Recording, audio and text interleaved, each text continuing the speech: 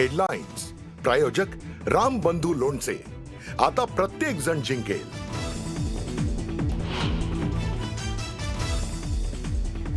4 जानेवारीला ठाकरेंच्या संयुक्त पत्रकार परिषदेत वचननामा प्रकाशित होणार। मुंबईत ठाकरे बंधूंच्या 3 सभा।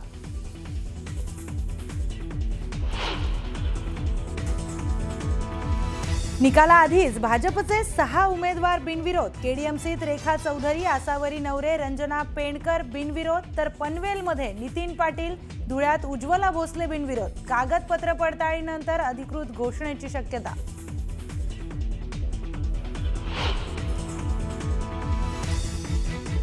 खासदार संजय राऊतांना धमकी, घराबाहेरील गाडीवर बॉम्ब से उडा दूंगा असं लिहिलेलं आढळलं। बॉम्ब शोधक पथक, मुंबई पोलीस राऊतांच्या घरी।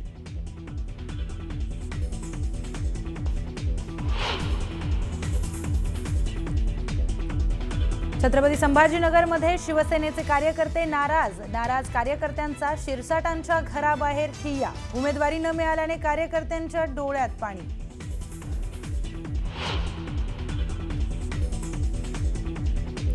एकतीस डिसेंबरच्या सेलिब्रेशनसाठी पर्यटकांची समुद्र किनाऱ्यांना प्रचंड पसंती। कोकणातील समुद्र किनाऱ्यांवर गर्दी, तर वॉटर स्पोर्ट्सला पर्यटकांची पसंती।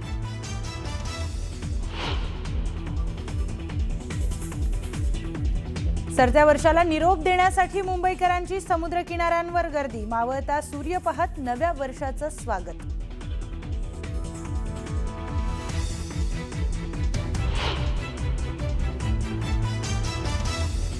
आणि न्यूझीलंडमध्ये नववर्षाचं जल्लोषात स्वागत। न्यूझीलंडमध्ये डोळे दिपावणारी आतिषबाजी। 2025ला निरोप देत 2026चं जंगी स्वागत।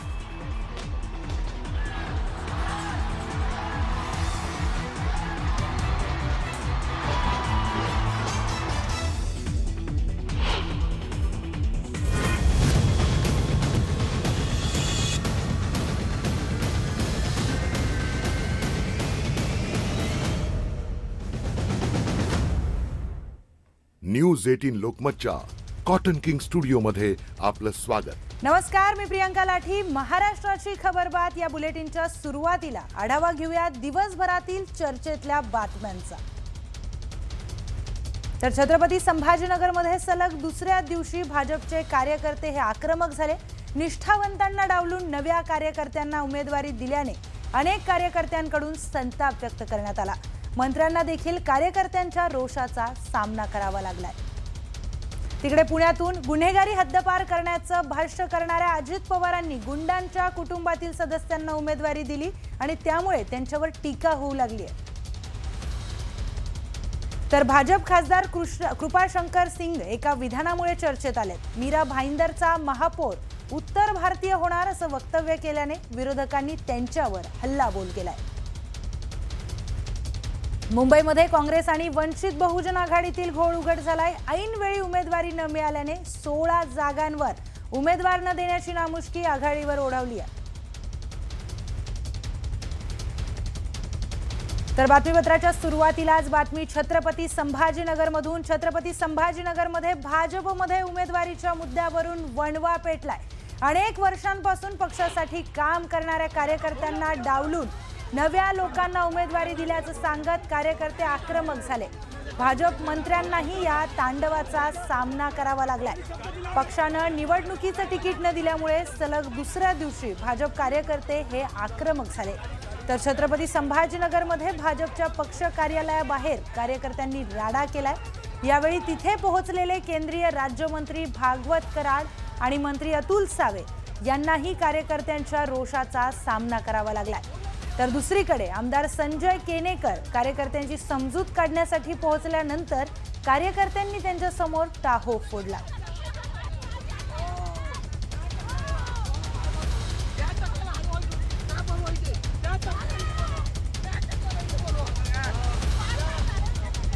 तर उमेदवारी न मिळाल्यावरून सलग दुसऱ्या दिवशी भाजप कार्यकर्ते आक्रमक झाले। पक्षाच्या कार्यालयाबाहेरच कार्यकर्त्यांनी संताप व्यक्त केलाय। त्यांनी काही नेत्यांच्या विरोधात आक्रमक भूमिका देखील घेतली।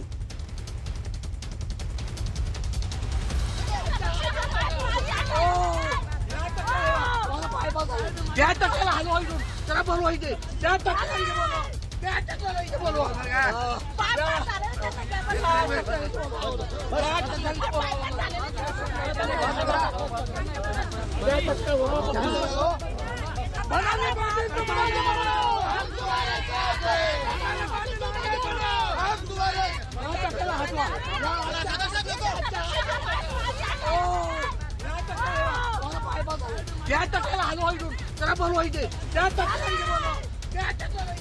तर या सगळ्या प्रकारावरून महिला कार्यकर्त्या चांगल्याच आक्रमक झाल्या होत्या. काहींना अश्रू अनावर झाले आणि पक्ष कार्यालयासमोर त्यांनी टाहो फोडलाय.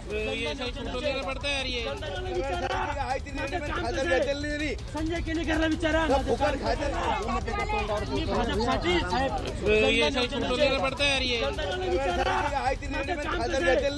संजय केणेकरला विचारा. मी भाजपसाठी साहेब.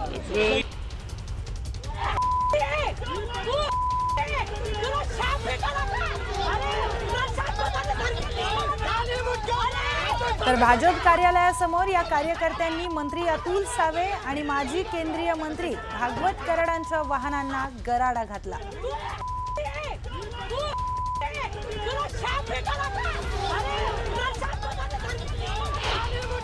ज्यांनी काम केलं त्यांना तिकीट भेटलेलं नाही अजिबात. आज रात्रंदिवस जो काम करू राहिला त्याला तिकीट भेटलं नाही आणि ज्याला आम्ही ओळखत नाही त्याला तिकीट दिले नाही. ज्या माणसाला आम्ही ओळखत नाही.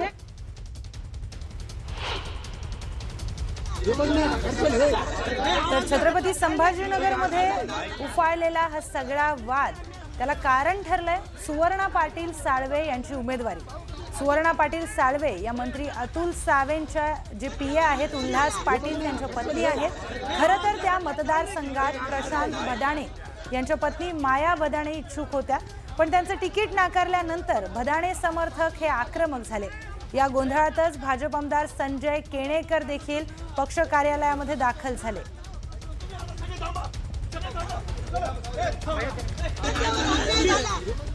साहेब एकाचा होता पीए आणि एकाचा होता पाहुणा, जातीचा पाहुणा सागर पाले आणि उल्हास साळवे. साळवे. बरं का, यांनी दोघांनी माझं तिकीट कापलं साहेब. काय भेटलं? फक्त पिया म्हणून तिकीट कापलं साळवेनी. तुम्हाला भाजपची चिंता नाही का? साळवेला परत उभा राहायचं नाही का? भारतीय जनता पार्टी साळवेला कुठलं जनताची पार्टी नाही आहे.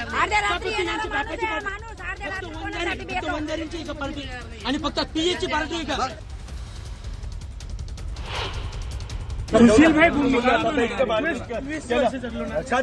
तुमच्या शब्दावर चढलो ना. खूप कष्ट केला ना. कमी कुठं पडलं रे बाबा. कमी कुठं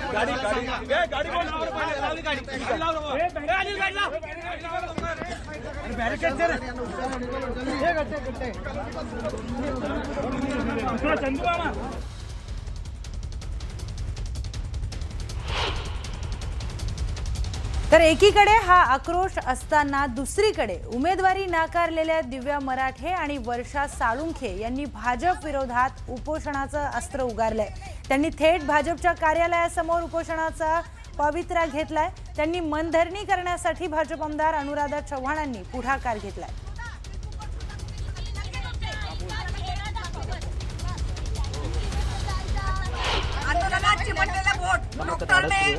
ऑपरेशन सांगितलंय. पोलीस गाडीत चेंगरलं होतं. पोलीस गाडीत पोलीस ओढत होते, लेडीज पोलीस, तेव्हा दारात चेंगरलेलं बोट ऑपरेशन सांगितलं. काय काय सांगायचं? भारतीय जनता पार्टीला अडचण झालेला आहे. आता माझ्या यांच्या आईला नेलं. 75 वर्षाची आई आहे एकाची. तिला 2 पावलं सुद्धा चढणं होते. ती येऊन काम करणार आहे का वार्डामध्ये? ती काम करणार आहे आणि आम्ही एवढ्यापासून सक्षम आहेत. अहो ते सक्रिय कार्यकर्ते सुद्धा नाहीये. तर भाजपमधील या नाराजीची दखल वरिष्ठ नेत्यांना घ्यावी लागली आहे. आता आपण सीट देऊ शकतो एक मागितल्या 20 लोकांनी, त्यामध्ये काही कार्यकर्त्याची नाराजी आहे, पण मला विश्वास आहे की कार्यकर्ते पक्षाची भूमिका समजून घेतील, पक्षाचा पक्षादेश समजून घेतील आणि निश्चितपणे थोडं त्या ठिकाणी जागा कमी, कार्यकर्ते खूप जास्त आहे, त्यामुळं काही त्या ठिकाणी वातावरण थोडं खराब झालं होतं, पण मात्र आता त्यामध्ये आम्ही ती शांत करू. भारतीय जनता पार्टीचा कार्यकर्ता हा राष्ट्रप्रथम त्यानंतर पक्ष या भूमिकेत काम करणारा आणि समर्पित भावनेतून काम करणारा कार्यकर्ता असतो. त्यामुळे आमच्या सर्व कार्यकर्त्यांची आम्ही नक्कीच समजूत घालू. तर छत्रपती संभाजीनगरमध्ये एकीकडे भाजप कार्यकर्ते नाराज झालेत, तर दुसरीकडे शिंदेंच्या शिवसेनेतील कार्यकर्त्यांच्या नाराजीचा सामना मंत्री संजय शिरसाट यांना करावा लागलाय. नाराज कार्यकर्त्यांनी शिरसाटांच्या घराबाहेर ठिय्या आंदोलन केलं होतं, तर उमेदवारी न मिळाल्यामुळे सुनील सोनवणे हे नाराज झालेत. की माझ्यात काय दोष आहे साहेब? अरे आमच्या हालात का करताय? सुनील भाऊ तू मागे पडो. अरे काय करताय? सुनील भाऊ तू मागे पडो. अरे काय करताय? अरे सांगून घालत असतं, आम्ही गेलो असतो निघून. पक्षामध्ये आम्हाला उमेदवारी नाही ते सांगायचं असतं आम्हाला. अरे आम्ही एक तिकीट मागितलं, फक्त तिकीट. मी एक काम मागितलेली.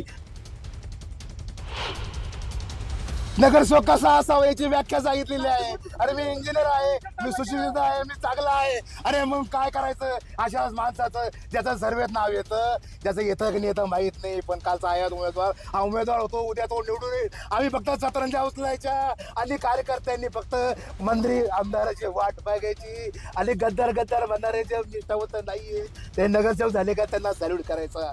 अरे त्यापेक्षा या पक्षात नसेल बरं. तर कायदा हातात घेणाऱ्याला सोडणार नाही अशी भाषा करणाऱ्या अजित पवारांनी गुंडांच्या घरात उमेदवारी दिली आहे. गुंडांचा थेट महापालिकेमध्ये प्रवेश व्हावा यासाठी अजित पवारांची राष्ट्रवादी काँग्रेस उतावीळ झाल्याचं दिसून येत आहे. पुण्यातील एक नव्हे तर 2 कुख्यात गुंड कुटुंबात उमेदवारी देण्याचा प्रताप अजित पवारांनी केलाय. कुख्यात गुंड गजा मारणे आणि आंदेकर टोळीतील कुटुंबियांना उमेदवारी देण्यात आली आहे. गजा मारणेची पत्नी जयश्री मारणेला प्रभाग क्रमांक 10 मधून उमेदवारी देण्यात आली आहे. तर आंदेकर टोळीचा म्होरक्या बंडू आंदेकरची सून सोनाली आंदेकर आणि भाऊजाई लक्ष्मी आंदेकर राष्ट्रवादीकडून लढणार आहेत. अजित पवारांच्या राष्ट्रवादी काँग्रेसप्रमाणेच पार्टी विथ डिफरन्स विरुद्ध मिरवणाऱ्या भाजपनं गुंड शरद मोहोळच्या पत्नीला कोथरूडमधून उमेदवारी दिली आहे. गुंड शरद मोहोळची गँगवारमधून हत्या करण्यात आली होती, मात्र आता भाजपलाही गुंडांचं कुटुंब जवळचं वाटू लागलंय. तर एकीकडे अजित पवारांवर यावरून टीका होत असताना त्यांनीच पुण्यातील गुन्हेगारीबाबत काय भाष्य केलं होतं पाहूयात. मी आपल्याला तुमच्या परिसरामध्ये येऊन सांगतोय, तुमच्या मोहल्ल्यामध्ये, तुमच्या शहरामध्ये येऊन सांगतोय, कुणीही जर इथं कायदा हातात घेण्याचा प्रयत्न केला किंवा डिंगडॉंग करण्याचा प्रयत्न केला तर त्याला सोडणार नाही. तो किती कुणाच्याही मोठ्या बापाचा असो नाही तर छोट्या बापाचा असो, तो आमच्या जवळचा असो किंवा लांबचा असो, आमच्याकडे सगळ्यांना न्याय समान. आणि मग कधी कधी काही जण चुका करतात आणि त्याच्यातनं आपल्या राज्याची बदनामी होती, त्या परिसराची बदनामी होती, त्या भागातल्या लोकांच्यामध्ये दहशत निर्माण होती. ही दहशत आम्ही खपवून घेणार नाही. दरम्यान पुण्यामध्ये कोणकोणत्या गुंडांच्या टोळीतील कुटुंबियांना उमेदवारी देण्यात आली आहे पाहूयात ग्राफिक्सच्या माध्यमातून. बंडू आंदेकर हा आंदेकर टोळीचा म्होरक्या आहे. त्याची सून आणि भाऊजाई यांना अजित पवारांच्या राष्ट्रवादीने उमेदवारी दिली आहे. सध्या बंडू आंदेकरसह सोनाली आणि लक्ष्मी आंदेकर देखील अटकेत आहेत. तर आयुष कोमकर हत्या प्रकरणामध्ये त्यांना अटकही झालेली होती. तर पुण्यातील दुसरा कुख्यात चेहरा म्हणजे गजा मारणे. तो मारणे टोळीचा म्होरक्या आहे. त्याच्यावर खंडणी, हत्येसारखे गंभीर स्वरूपाचे गुन्हे दाखल आहेत. सध्या तो अटकेत असून राष्ट्रवादीने त्याची पत्नी जयश्री यांना उमेदवारी दिली आहे. तर नायर टोळीचा म्होरक्या बापू नायरला देखील राष्ट्रवादीकडून उमेदवारी देण्यात आली आहे. सध्या तो जामिनावर बाहेर आहे. तर या 3 कुख्यात गुंडांच्या कुटुंबियांना अजित पवारांच्या राष्ट्रवादीकडून उमेदवारी देण्यात आली आहे. तर पुण्यातील आणखी एक कुख्यात नाव म्हणजे शरद मोहोळ. मोहोळ टोळीचा हा म्होरक्या आहे. तर 2024 मध्ये त्याची घरासमोरच हत्या झाली होती. भाजपकडून त्याच्या पत्नीला उमेदवारी देण्यात आली आहे.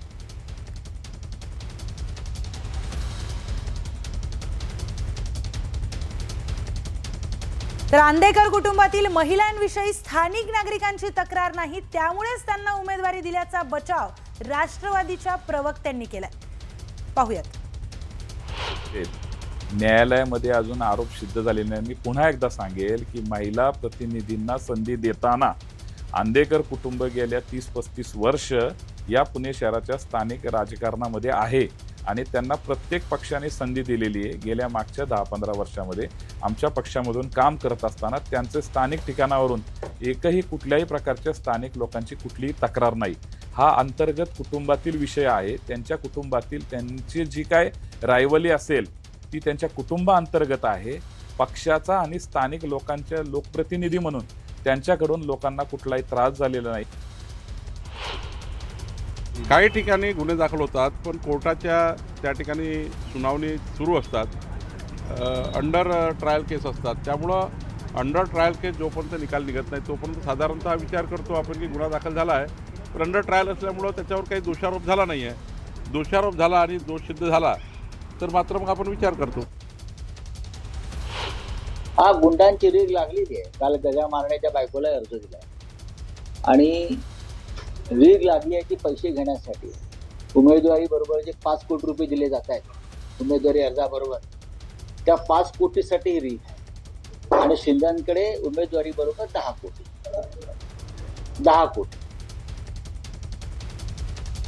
तर भाजपचे नेते कृपाशंकर सिंग यांच्या वक्तव्यामुळे ऐन पालिका निवडणुकीमध्ये नव्या वादाला तोंड फुटलंय.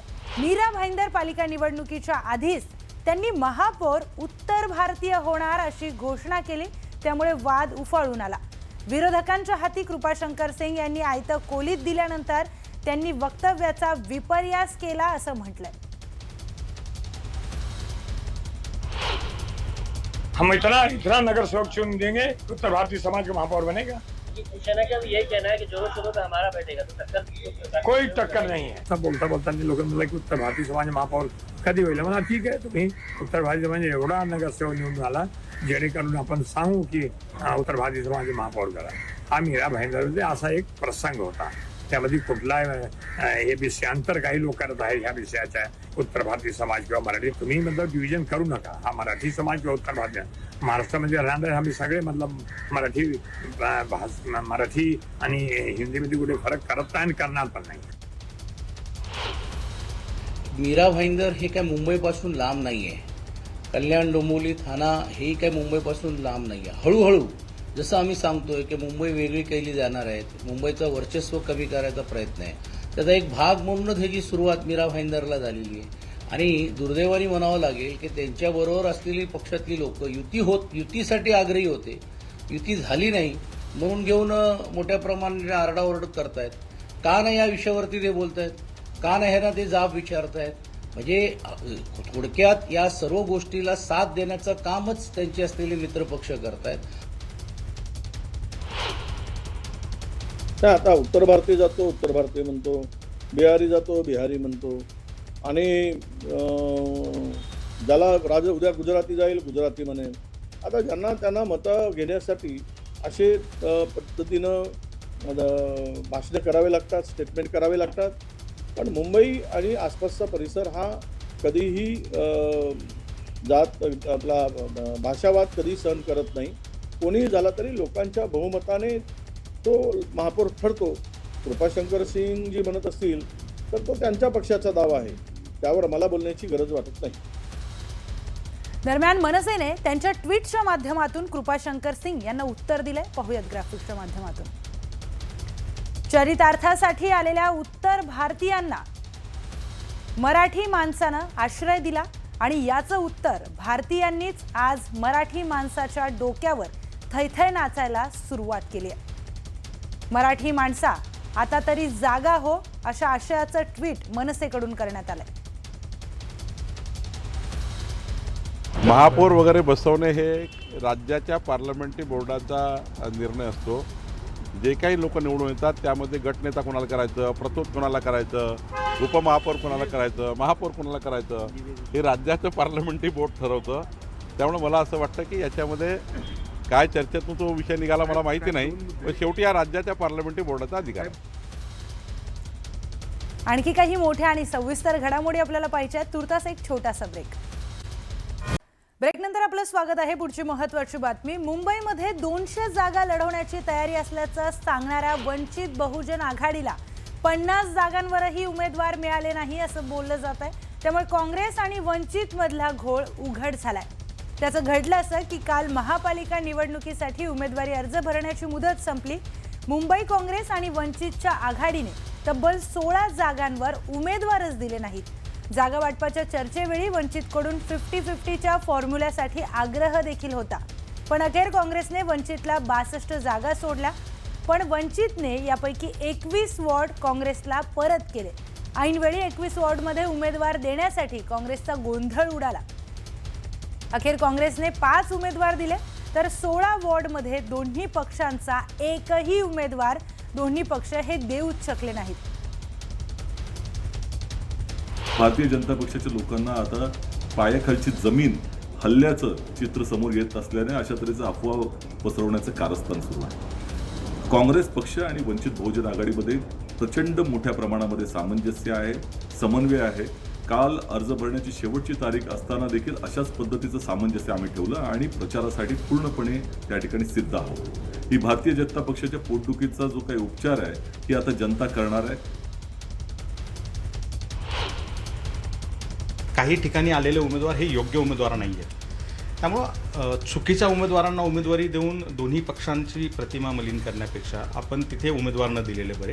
आणि काही ठिकाणी उमेदवार आमच्याकडे तसे सक्षम नव्हते, त्यामुळे मग आम्ही सकाळी अर्ली मॉर्निंग काँग्रेस वरिष्ठांशी चर्चा केली, ज्यांच्याकडे आमची संवादाची सूत्र आहेत त्यांनी, आणि त्यांनी हे कळवलं की अशा परिस्थितीमुळे या काही जागा आहेत त्या राहत आहेत, तर तुमच्याकडे जर चांगले उमेदवार असतील तर या जागावरती तुम्ही उभे करू शकता।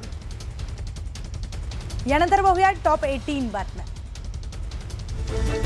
टॉप 18 प्रायोजक केसरी टूर्स।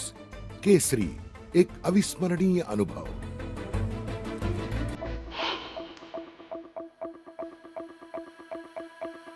लाडक्या बहिणींना ई-केवायसीची मुदतवाढ नाही, 45 लाख बहिणी वंचित राहणार असल्याची शक्यता।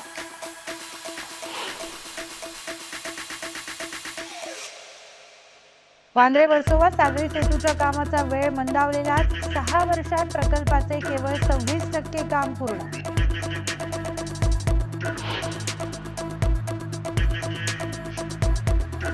मुंबई ठाणे जिल्ह्यात महारेरा मार्फत 188 कोटींची नुकसान भरपाई वसुली। विकासकांकडून निर्धारित मुदतीत रक्कम अदा न झालेल्या प्रकरणामध्ये वॉरंट जारी करून वसुली।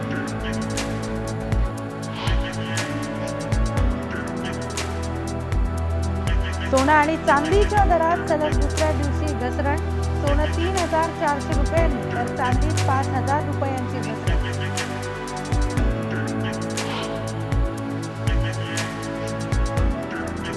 पश्चिम रेल्वेच्या लोकल एक्सप्रेसच्या वेळापत्रकात उद्यापासून बदल, लोकलच्या वेळा सुधारण्याच्या उद्देशाने निर्णय।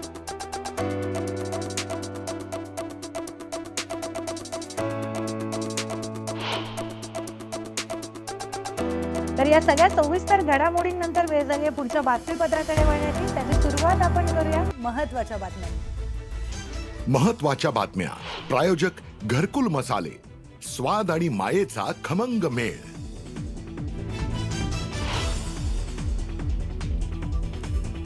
चार जानेवारीला ठाकरेंच्या संयुक्त पत्रकार परिषदेत वचननामा प्रकाशित होणार। मुंबईत ठाकरे बंधूंच्या 3 सभा।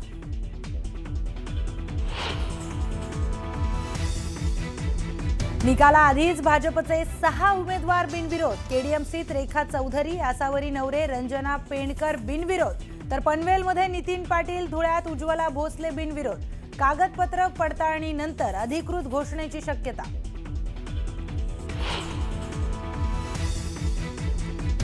खासदार संजय राऊतांना धमकी, घराबाहेरील गाडीवर बॉम्ब से उडा दूंगा असं लिहिलेलं आढळलं। बॉम्ब शोधक पथक, मुंबई पोलीस राऊतांच्या घरी।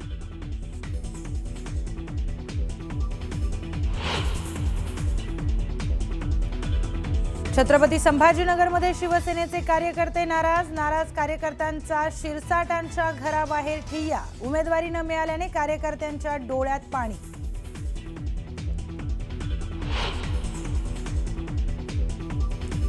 एकतीस डिसेंबरच्या सेलिब्रेशनसाठी पर्यटकांची समुद्र किनाऱ्यांवर प्रचंड पसंती। कोकणातील समुद्र किनाऱ्यांवर गर्दी, वॉटर स्पोर्ट्सला पर्यटकांची पसंती।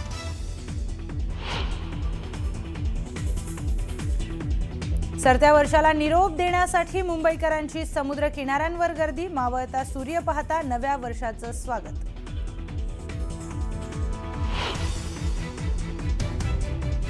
न्यूझीलंडमध्ये नववर्षाचं जल्लोषात स्वागत. न्यूझीलंडमध्ये डोळे दिपावणारी आतिषबाजी. 2025ला निरोप देत 2026चं जंगी स्वागत.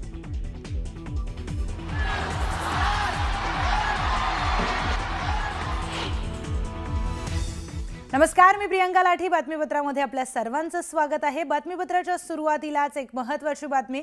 उमेदवारी अर्ज दाखल करण्याची मुदत संपताच कल्याण, डोंबिवली, पनवेल आणि धुळे महानगरपालिकेमध्ये भाजपला मोठी खुशखबर मिळाली आहे. कल्याण, डोंबिवलीमध्ये 3 ठिकाणी भाजपचे नगरसेवक बिनविरोध निवडून आलेत. तर कल्याण, डोंबिवली महानगरपालिका क्षेत्रामध्ये आसावरी नवरे, रेखा चौधरी आणि रंजना पेंडकर या बिनविरोध निवडून आल्यात. तर पनवेलमध्ये शेकापचा अर्ज बाद झाल्याने प्रभाग क्रमांक 18 मधून नितीन पाटील बिनविरोध विजयी झालेत. धुळ्यामध्ये प्रभाग क्रमांक 1अ भाजपच्या उमेदवार उज्ज्वला भोसले तर प्रभाग क्रमांक 6B मधून भाजपच्या ज्योत्स्ना पाटील यांची बिनविरोध निवड झाली.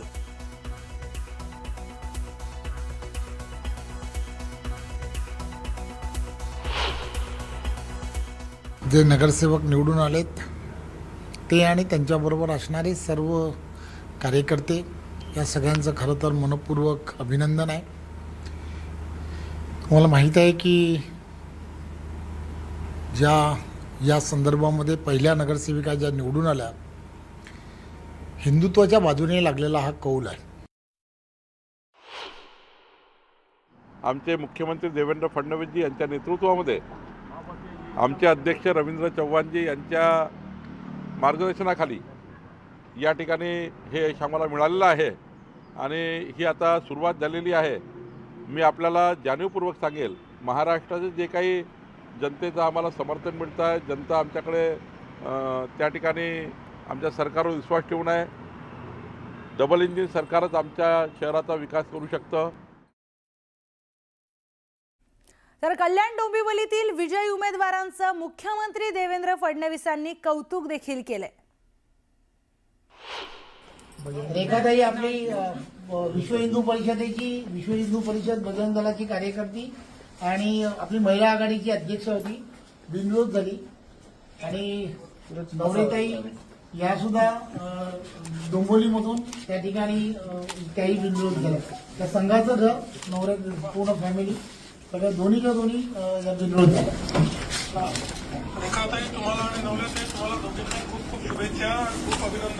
धन्यवाद जय श्रीराम आणि तुमच्या सगळ्यांच्या आशीर्वादाने.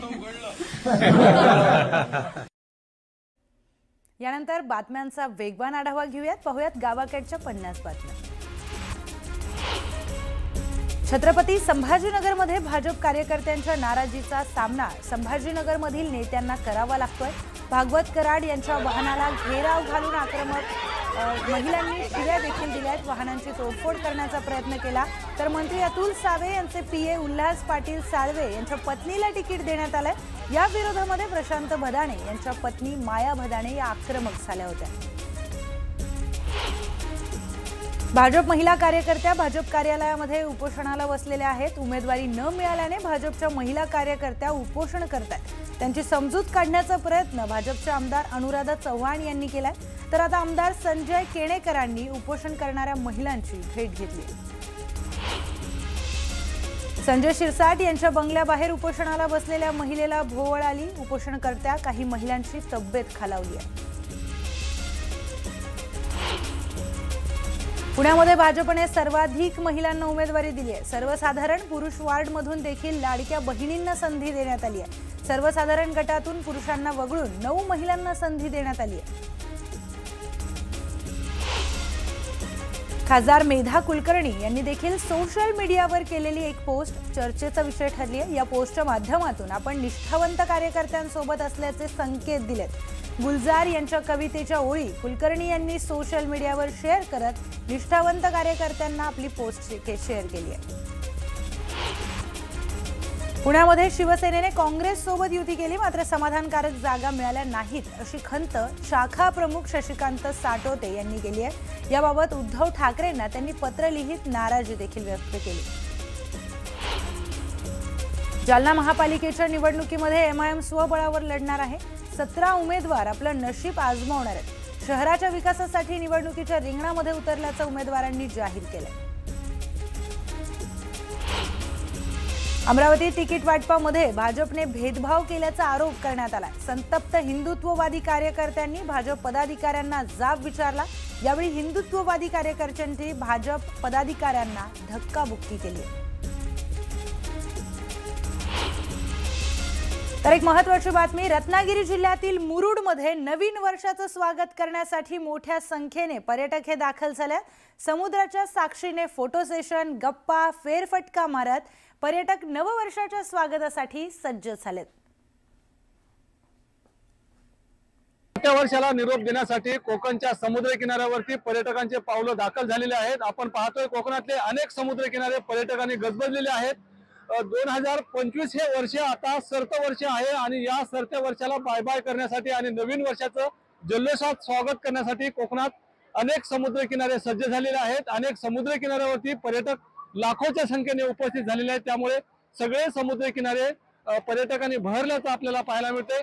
नवीन वर्षाचा नवा संकल्प करण्यासाठी आणि 2025च्या सनसेटला बाय बाय करण्यासाठी या ठिकाणी अनेक पर्यटक दाखल झालेले आहेत. आपण पाहतोय की कोकणचे स्वच्छ आणि सुंदर समुद्र किनारे पर्यटकांना वारंवार आकर्षित करतायत आणि त्यामुळे कोकणच्या समुद्र किनाऱ्याला पसंती दिली जाते.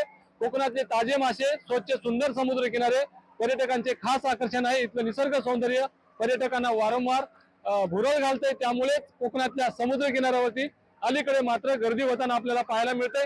नवीन वर्षाचा नवा संकल्प करण्यासाठी आपल्या फॅमिलीसह अनेक पर्यटक कोकणातल्या समुद्र किनाऱ्यावरती दाखल झाले. शिवाजी गोरे, न्यूज 18 लोकमत, दापोली, रत्नागिरी. यानंतर पाहूयात गावाकडच्या 50 बातम्या.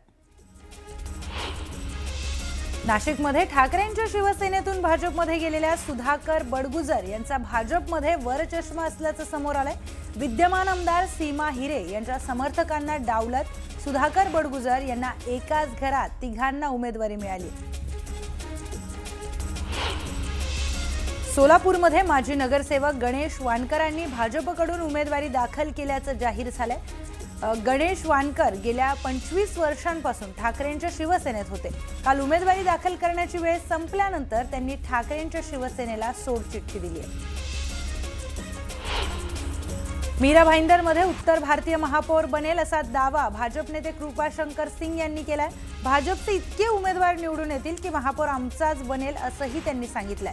भाजपच्या उत्तर भारतीय मोर्चाकडून आयोजित संमेलनामध्ये ते बोलत होते. आता कृपाशंकर सिंग यांच्या वक्तव्यानं नवा वाद पेटण्याची शक्यता आहे. गुजराती, जैन, उत्तर भारतीय सर्वच हिंदू आहेत असं वक्तव्य किरीट सोमय्या यांनी केलं. तर मुंबईला मुस्लिम मुंबई करण्यासाठी आता मोठ्या ठाकरेंसोबत छोटे ठाकरे देखील आल्याचं म्हणत किरीट सोमय्या यांनी ठाकरे बंधूंवर टीका केली.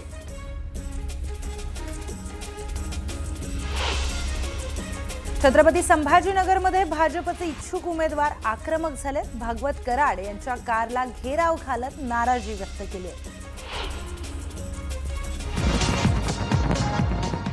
तर ही थेट दृश्य आहेत सिडनीमधली. सिडनीमध्ये न्यू इयर मोठ्या उत्साहात साजरा करण्यात येतोय. ही थेट दृश्य आपण बघतोय. अतिशय रंगबिरंगी दृश्य ही आहेत. नवीन वर्षाचं जल्लोषात स्वागत हे सिडनीमध्ये केलं जात आहे. काही वेळापूर्वीच आपण न्यूयॉर्कमधली जी काही दृश्य आहेत ती बघितलेली होती.